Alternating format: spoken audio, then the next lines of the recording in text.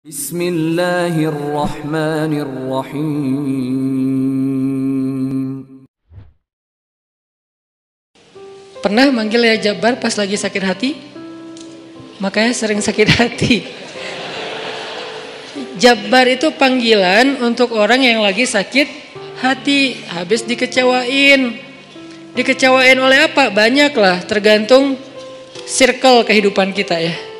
Ada yang circle-nya lebih ke main, berarti disakitin sama gengnya. Ada yang circle-nya lebih ke romantis-romantisan, disakitin oleh mantannya. Ada yang circle hidupnya seputar masalah kerja, disakitin oleh vendornya, oleh partnernya, oleh teman bisnisnya. Soal circle family life kita disakiti oleh keluarga, anak, orang tua, pasangan, dan seterusnya gitu kan.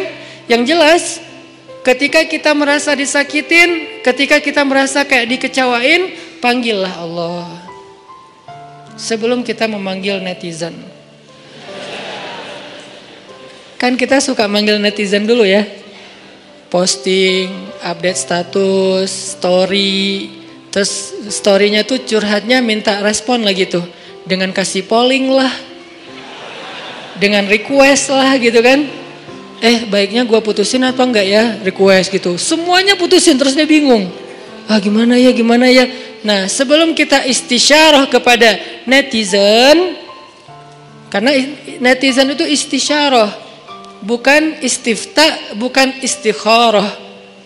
Yang paling tinggi itu kan derajatnya dari 3 level. Meminta pendapat, nomor 1 tuh istikharah, minta pendapat Allah.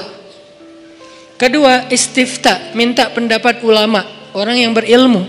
Ketiga, istisyarah, minta pendapat orang yang lebih bijak dan berpengalaman, termasuk kepada teman kita atau followers kita atau geng kita. Itu istisyarah. Sebelum kita istisyarah netizen, ya ayyuhal netizen, sebelum kita pakai kalimat itu, atau ya ustaz, bahkan sebelum ustaz, ya kiai, ya syekh, maka ya Allah.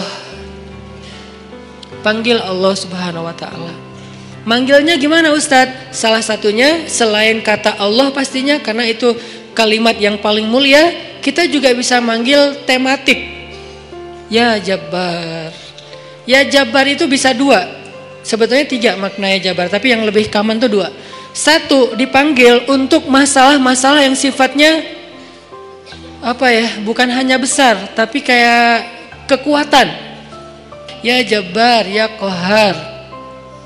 Arti Jabbar dalam konteks itu yang perkasa, yang memaksa.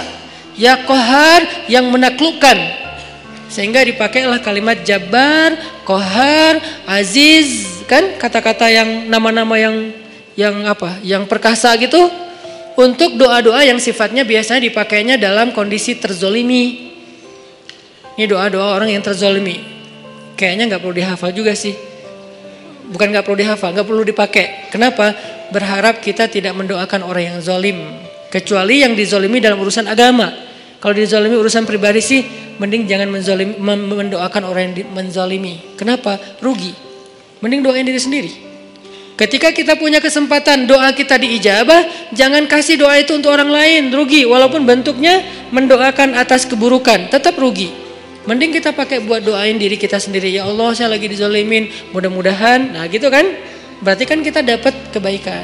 Ya Jabbar, itu panggilan orang yang sedang sakit hati. Jadi 1 artinya untuk orang yang lagi dizolimi, 1 lagi untuk orang yang lagi hatinya kayak sedih, kayak disakitin. Gak sebesar zolim sih, cuman ya lumayan lah, bikin gak bisa tidur, bikin tumbuh jerawat gara-gara itu gitu kan ya, karena stres.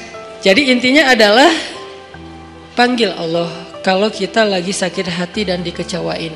Ya Allah, ya Jabbar. Salah satu doa minta disembuhkan kecewa dan sakit hati di dalam sholat adalah Rabbighfirli warhamni wajburni. Kalimat wajburni. Selama ini kita baca enggak? Kan? Tahu artinya? Hampir. Apa arti wajburni? Bukan paksa aku dong Allah, enggak. Padahal arti Jabbar juga yang memaksa kepada kehendaknya. Tapi kalimat wajburni, makna jabbar di sini makna yang ketiga di antara 3 makna jabbar, yaitu yang mengobati sakit hati. Jadi ketika kita berdoa, Rabbighfirli warhamni wajburni warfa'ni warzuqni wahdini wa'afini, banyak banget ya, luar biasa kita ya. Wajburni itu artinya kalau kita terjemahin, sembuhkanlah sakit hati saya. Atau bahasa lain juga bisa diterjemahin, hiburlah aku ya Allah, aku lagi sedih nih.